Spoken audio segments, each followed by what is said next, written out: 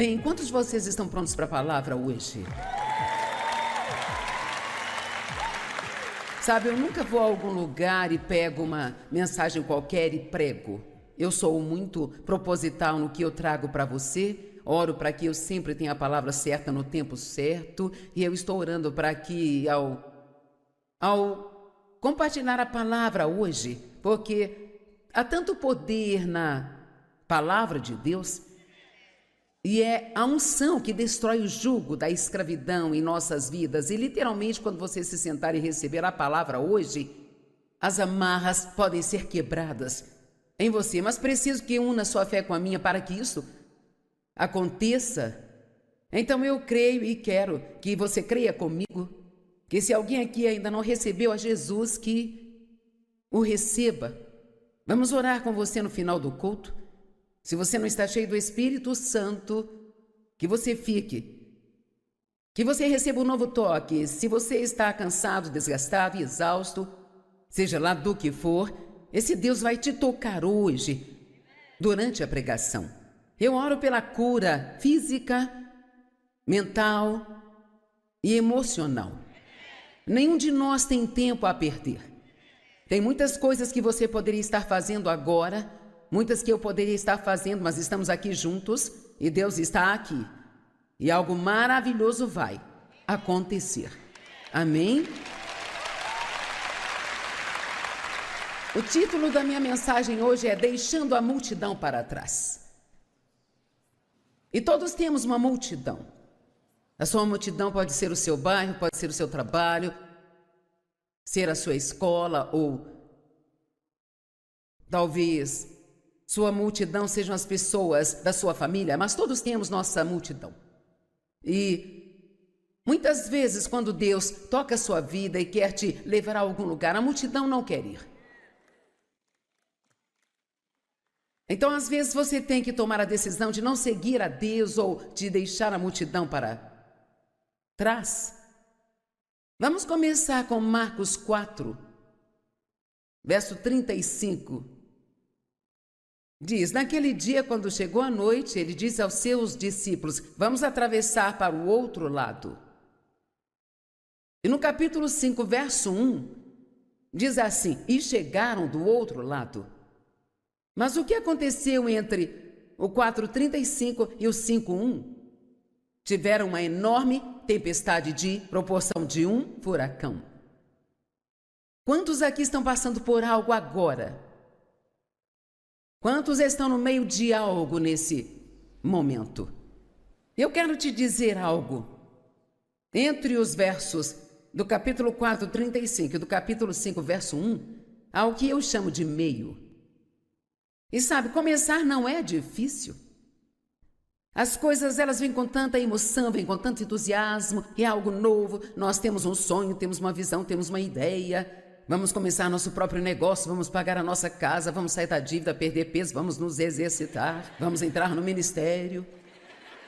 Quantos sabem que não é difícil ter uma ideia brilhante sobre o que vamos fazer? Mas eu quero te dizer honesta e sinceramente que realmente são muito poucos os que, na verdade, chegam ao outro lado. Que terminam o que começaram. E isto é porque não sabem como passar pelo meio. Porque muitas vezes, enquanto estamos passando pelo meio, somos como os discípulos eram. Jesus parece estar dormindo no barco. E você sente que está sozinho. E é difícil. E você não tem o apoio, o encorajamento que acha que precisa. Mas eu quero ler a minha definição do mais alto nível de maturidade espiritual. E a propósito, é isso que Deus quer para cada um de nós, sermos transformados à imagem de Jesus Cristo. Não apenas sermos salvos, não apenas irmos para o céu algum dia. Se isso é tudo o que Deus tinha para nós, no momento em que nascemos de novo, Ele nos teria levado. Ele nos deixou aqui por uma razão. Isto é porque a Bíblia diz que nós somos representantes pessoais de Deus, seus embaixadores. E entenda, isto a Bíblia Amplificada diz que Deus está fazendo o seu apelo ao mundo através de nós. Isto é incrível. Sabia que se os cristãos se comportassem da maneira que deveriam, não apenas indo à igreja, mas saindo da igreja. Não digo abandonar a igreja, mas receber o que precisa e deixar isto ajudá-lo a crescer e então sair e viver a vida. Você nem precisa necessariamente pregar para várias pessoas, se apenas viver a sua vida.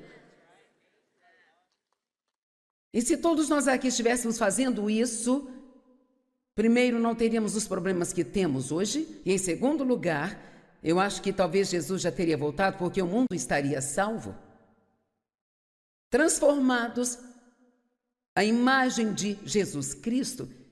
E sabe, todo mundo que é chamado para pregar, acho que tem uma coisa que Deus quer que elas se dediquem mais. Algumas pessoas, elas estão mais inclinadas para o evangelismo. Eu amo ver as pessoas sendo salvas, mas não me chamaria de evangelista. Algumas pessoas são mais encorajadoras. Elas não conseguem falar sem encorajar as pessoas. Eu amo encorajar as pessoas, mas eu não me chamaria de uma encorajadora nata e natural. Mas o que eu sempre tive dentro do meu coração é a maturidade espiritual para os crentes.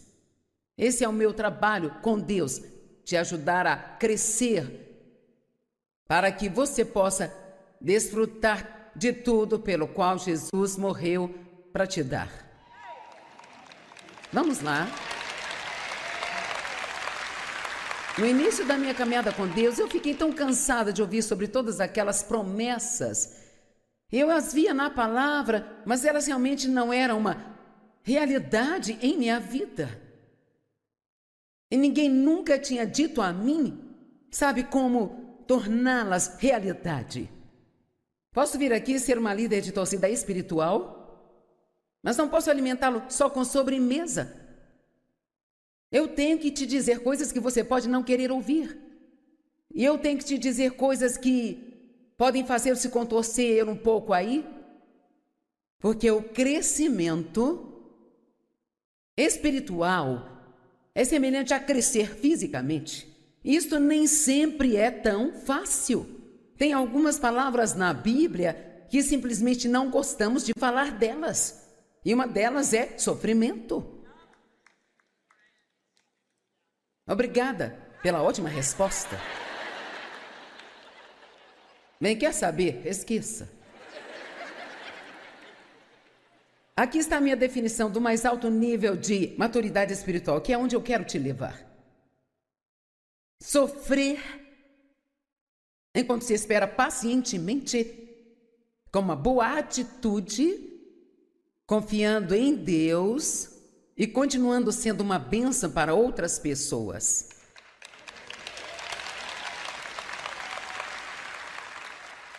Eu acho que vou dizer isso novamente. É aqui que Deus quer que nós cheguemos, eu, você, cada um de nós.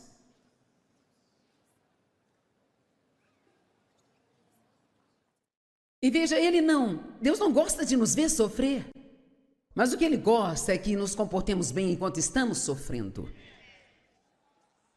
E que ainda assim tenhamos uma boa atitude, que esperemos pacientemente, que continuemos confiando nele. E é muito importante que continuemos alcançando e ajudando outras pessoas. Esta é uma semente que você semeia para a sua própria vitória. Estendendo a mão e ajudando os outros, quando não pode ajudar a si mesmo. E é incrível como você pode ajudar a outra pessoa. Sofrer enquanto se espera pacientemente. E paciência não é só a capacidade de esperar, é como agimos enquanto esperamos. Sofrer enquanto se espera pacientemente com uma boa atitude, confiando em Deus e continuando a ser uma bênção para outras pessoas. Agora, vamos ler isso rapidamente. Naquele dia, quando a noite chegou, ele disse aos seus discípulos, vamos passar para o outro lado. Sim. deixando a multidão para trás. Eu nunca ouvi uma mensagem com esse título. Com certeza já teve. Vamos fingir que eu sou a primeira a pregar sobre isso. Deixando a multidão para trás, eles o levaram junto, pois ele estava no barco e havia também outros barcos com ele. E uma tormenta furiosa surgiu e as ondas quebravam sobre o barco, de modo que quase foi inundado. Não era um ventinho soprando, só uma chuvinha, isto era bem grande. E Jesus estava na polpa dormindo sobre uma almofada. Você não ama isso? Deus, onde você está? Por que você não está fazendo nada na minha vida? E os discípulos o acordaram: mestre, você não se importa se nos afogarmos? Deus, você não me ama, onde você está? Por que não está me ajudando? Por que não faz isso ir embora? Vou dizer algo que talvez você não goste, mas não fui chamada para dizer o que você gosta, eu fui chamada para falar o que vai te ajudar.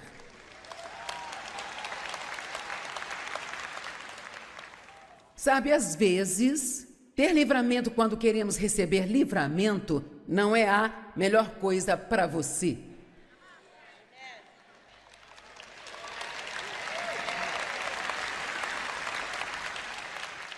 E mesmo que você não goste disso, de um certo modo, isso te fará tão bem que você dirá: espero que aconteça de novo.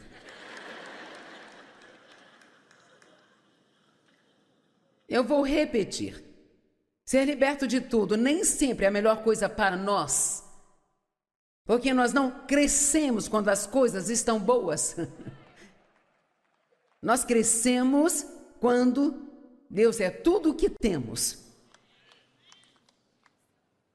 Estamos lutando e nos perguntando por que no mundo Ele não está se movendo para nos ajudar. Deus, onde você está? Por quê? Deus, por quê? Quando? Deus, quando? Deus, eu não entendo o que está acontecendo na minha vida.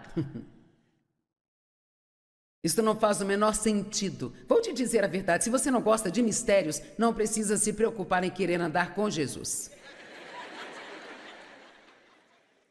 Porque tem muitas coisas que Ele faz em nossas vidas, sabe, que simplesmente não fazem nenhum sentido para nenhum de nós. E gostamos de dar conselhos a Deus, não é? Nesses períodos de tempo. Sabemos exatamente o que Ele deveria fazer.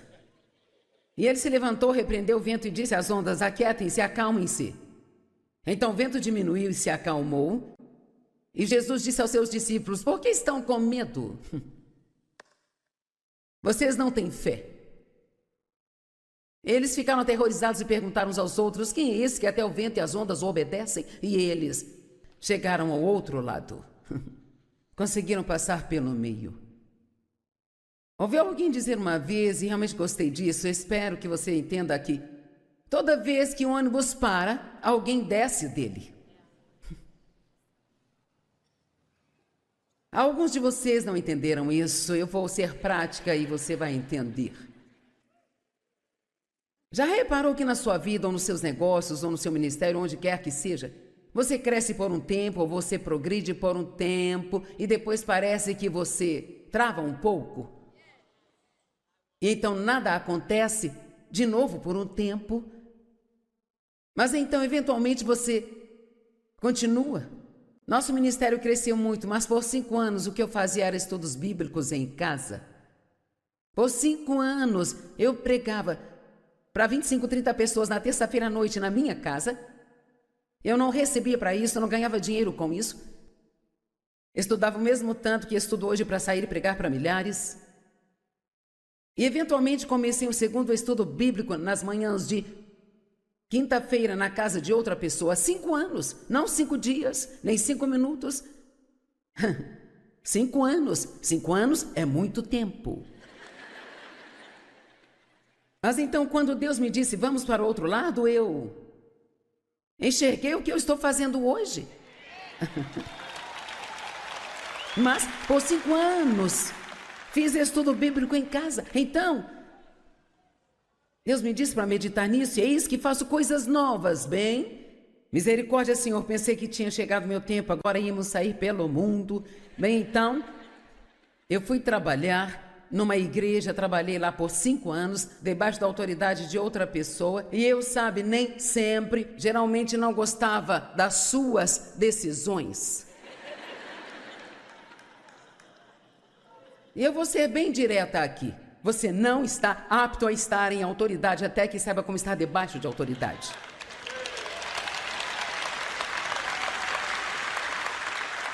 Todos nós queremos ser o chefe. Mas temos que aprender a ser submissos, e esse é outro assunto que as pessoas não gostam, sabe? Watchman disse que a primeira coisa que devemos fazer no minuto em que entramos em algum lugar é procurar ver quem é a autoridade ali e entrar debaixo desta autoridade. Eu estou aqui pregando, mas eu não sou a autoridade aqui, sabe? A Liz é um membro da família que está representada aqui hoje, então, o que quer que ela me diga para fazer ou não, eu devo imediatamente obedecer, porque este é o lugar dela, a casa dela, ela é uma autoridade.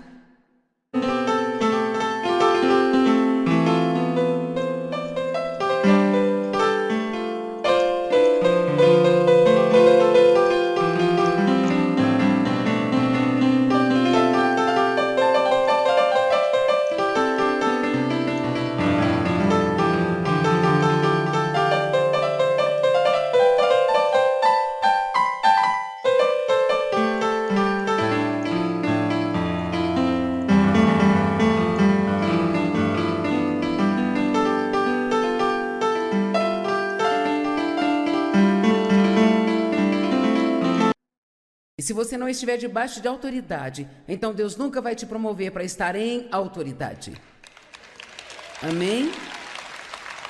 E então, por 5 anos, trabalhei para outra pessoa e eu murmurava, reclamava e gemia e me contorcia. Falava mal dela pelas costas.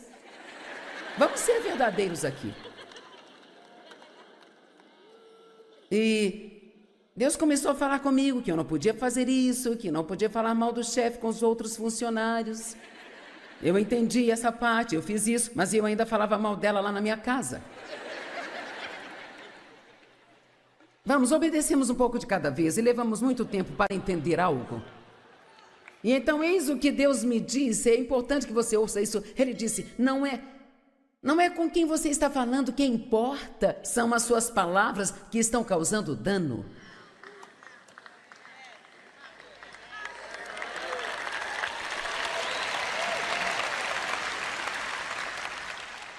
Então, no final desses 5 anos, agora fazia quase 10 anos, eu ainda não tinha chegado ao outro lado. Ainda estava no meio da tempestade. Então, para resumir, sabe, Deus deixou claro que eu deveria sair do meu emprego na igreja. Pegue o seu ministério e vá para o norte, sul, leste e oeste. Bem, isso parece empolgante, mas ninguém me conhecia no norte, sul, leste ou oeste. Então fiz a única coisa que eu sabia fazer. Eu moro em St. Louis, então fui para o norte de St. Louis, leste de St. Louis, oeste e sul de St. Louis. E digo a verdade, uma vez por mês tínhamos reunião em cada parte da cidade. E cara, se eu tivesse 100 pessoas numa reunião, achava que tinha morrido e já estava no céu. Mas quer saber, quando deixei meu emprego na igreja, tive que deixar a multidão para trás. Quando eu recebi a Cristo, bem, eu já tinha nascido de novo, mas quando Deus tocou minha vida em 1976 e me chamou para ensinar a palavra, deixe-me dizer algo, a multidão me deixou, eu não precisei deixá-la. Estou dizendo a mais pura verdade de todos os que eu conhecia. Eu só consigo lembrar de 2 pessoas que ficaram comigo. Todo o resto me disse, você não pode fazer isso, você é uma mulher. Isto não está certo. Me pediram para sair da igreja. Me disseram para calar a boca ou ir embora.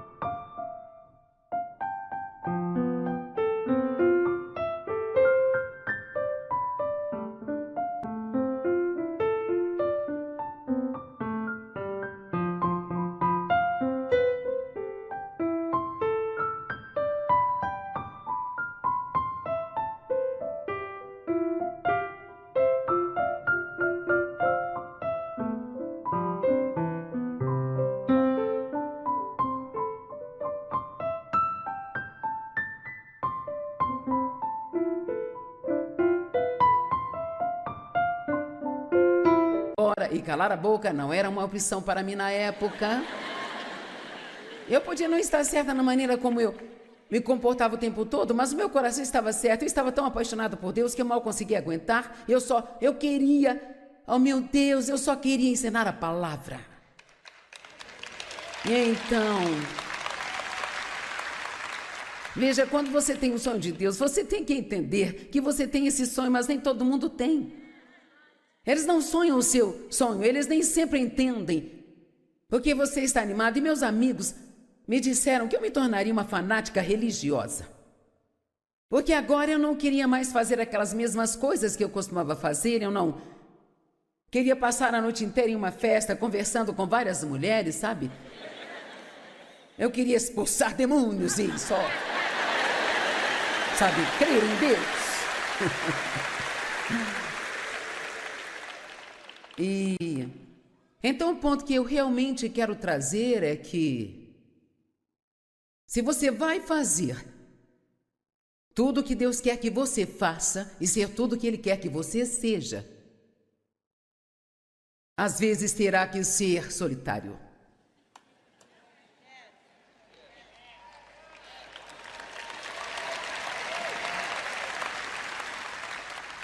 Porque nem todos os seus amigos querem ir para onde Deus quer te levar.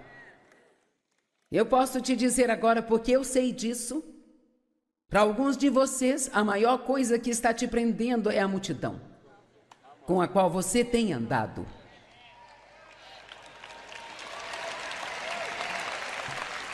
Repetindo, alguns de vocês, a maior coisa que está impedindo vocês é a multidão com quem andam. Pode ser as pessoas com quem se assenta e almoça lá no trabalho, e você ouve elas contar piadas sujas e também resmungar, reclamar do trabalho, reclamar a respeito do chefe, e não é lá que você tem que estar.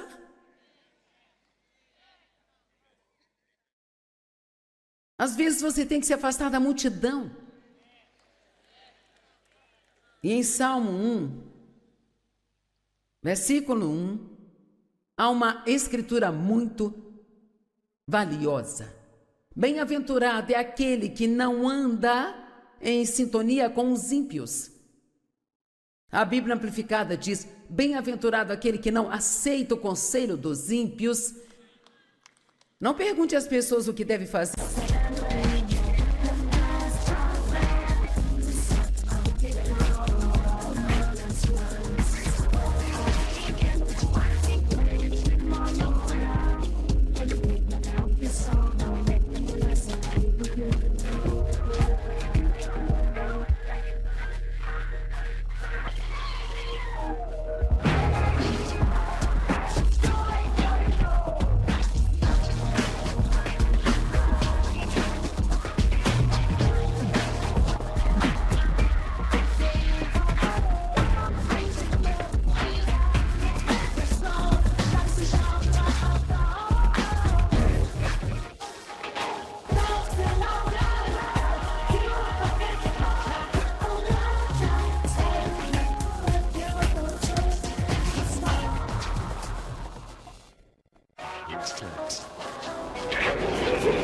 E se nem elas sabem o que estão fazendo?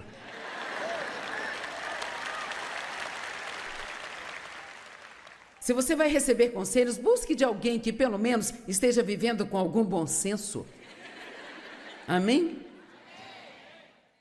Que não segue o caminho dos pecadores. Isso é importante. Nem se assenta na companhia dos zombadores.